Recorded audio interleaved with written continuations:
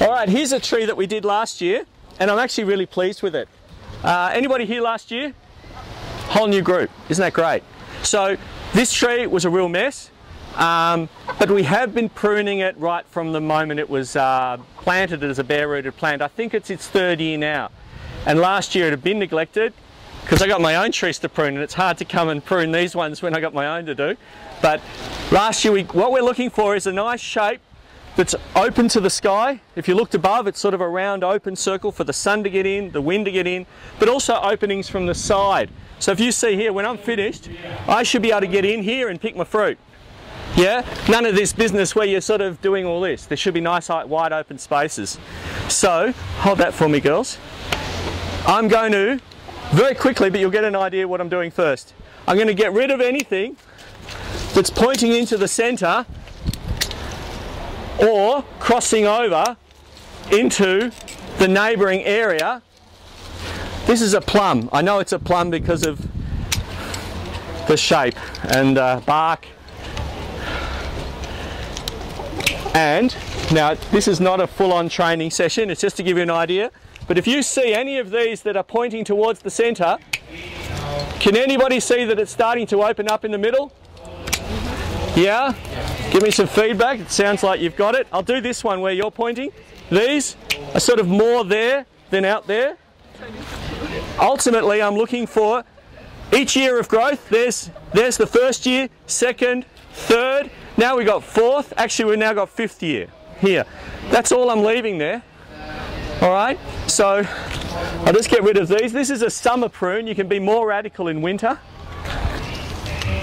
The point is, if you don't do this in summer, there's a whole lot of wasted growth in directions that you're going to cut off in winter. If we cut them off now, they're tiny little things like that. That's not a big waste of energy. But in winter, if that's already had a chance to grow that big and you're cutting it off, it's done all that. Why not just have it in the areas that you want it? So, there's a good rule. If in doubt, cut it out. And you'll find as time goes on, you'll get braver and quicker. And trees love to be pruned. It's just like grooming your poodle. They hate it when they've got too much. So can you see a difference already? The other thing that I haven't mentioned is, more important than opening up the centre and cutting out any crossover branches, you see that's anything that's crossing over, you must get rid of any dead wood, because that's a source of disease, or any broken things where stuff can get in, that goes. But honestly, I'm looking around, this is a healthy tree.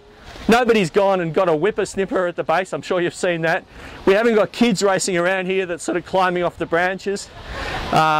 So I don't have to take out any broken branches or anything.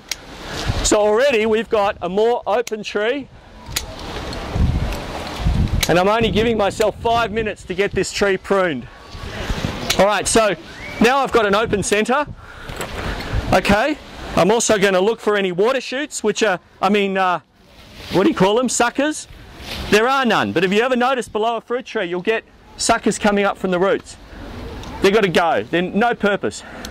They wreck the shape of the tree, and they're probably rootstock which might not even bear any fruit.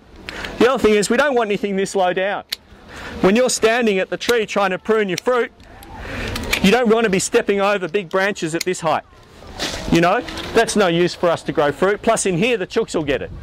So really we want our first fruit somewhere up here and beyond. So we've now got a fairly open area. I'm going to get rid of a couple more. Always walking around, these are too low. Alright, now you can see I can actually walk around the tree. That one's coming out too far, going into the space of this tree. Yep, we still want a walkway here. Alright, now I want to start reducing these. So can anybody see that's a year's growth there, and that's a year's growth there, and that there? So if I cut this one here, that's another year's growth, and so we've got this shape. And when it's a 20-year-old tree, you'll be able to count bang, bang, bang, bang, bang, bang. And if it eventually comes out too far out there and getting in the gutters, chop off a whole branch maybe, right down to here, and find something else new. Okay, for most of these trees, it's old wood that's producing the fruit, not the new stuff. So I'm not really taking away fruiting opportunities here. And I always say to people, form before production. We are not agriculturalists with a deadline and a bank mortgage and you've got to produce 20,000 tonne of apple this year. You want a few good apples, or yeah, you know, whatever fruit you're doing. So now another point here. Can you now see that I can get in here?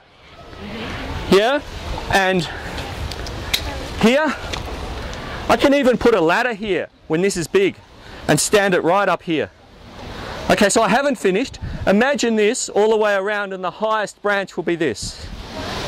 We've got a different tree now. We've got an open vase shape, plenty of sunlight, and you'll get the odd fruit hanging off this old wood here.